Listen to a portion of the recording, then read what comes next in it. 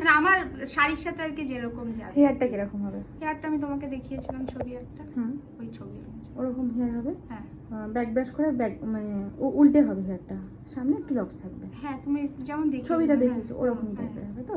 আর হেয়ারে তোমার ফুল হবে, শুধু গোলাপ ফুল। হ্যাঁ হ্যাঁ হ্যাঁ, জুঁই ফুলের কিছু হবে না, গোলাপের ওপর হবে। আর এক সাইডে ওড়না নেবে বলেছো, যদি ভালো লাগে আর কি দেখতে। আর আই মেকআপ কি হবে? ও তোমার সবকিছু আমার মতো। হ্যাঁ সব তোমার। চলো স্টার্ট করি। শুধু আমার মনে হয় একটু রেড লিপস্টিক যদি হয় ভালো লাগবে কিনা, সেটা তুমি যদি ভালো ঠিক আছে, করতে করতে দেখি যেটা ভালো লাগে সেটাই করবো। তাকাও, বলো কি ঠিক করো বলো। কিছু ঠিক করতে হবে না, সব ঠিক আছে।